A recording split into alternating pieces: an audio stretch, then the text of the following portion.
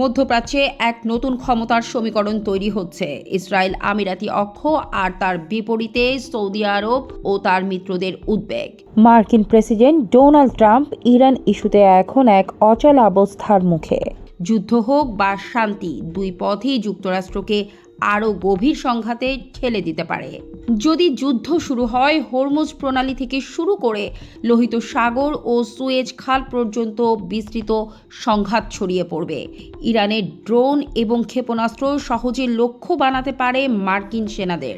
বিশ্লেষকদের মতে এটি হতে পারে ট্রাম্পের জন্য গ্যালিপোলি ধরনের বিপর্যয়। নেতানিয়াহু ও ট্রাম্পের পরিকল্পনা ছিল ইরানের শাসন পরিবর্তন, 3 ধাপে কৌশল, কুর্দি মিলিশিয়া ব্যবহার, গণবিক্ষোভ উস্কে দেওয়া এবং বিকল্প নেতৃত্ব তৈরি। কিন্তু সব ব্যর্থ হয়। এমনকি মার্কিন প্রশাসনের ভেতরেই বিরোধিতা আসে।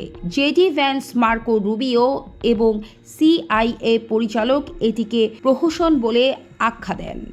ইরানের ড্রোন ও ক্ষেপণাস্ত্র সংযুক্ত আরব আমিরাতকে লক্ষ্য করে শত শত হামলা চালিয়েছে। 398টি ব্যালিস্টিক ক্ষেপণাস্ত্র, 1872টি ড্রোন এবং 15টি ক্রুজ ক্ষেপণাস্ত্র।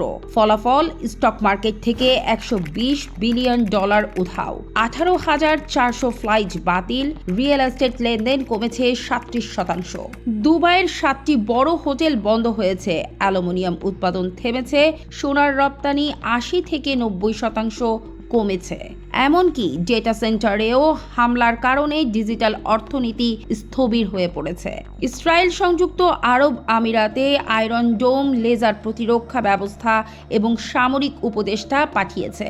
ফ্লাইট ট্র্যাকিং ডেটা বলছে ইসরায়েল ও আমিরাতের মধ্যে নিয়মিত সামরিক বিমান চলাচল চলছে। সংযুক্ত আরব আমিরাত ওপেক থেকে বেরিয়ে গেছে, যা সৌদি আরবের জন্য বড় আঘাত।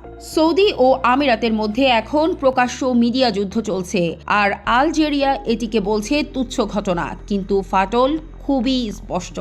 ইসরায়েল ও আমিরাতের সামরিক সহযোগিতা, ইরানের পাল্টা আঘাত এবং সৌদি ব্লকের প্রতিক্রিয়া সব মিলিয়ে তৈরি হচ্ছে এক দীর্ঘস্থায়ী সংঘাতের আবহ।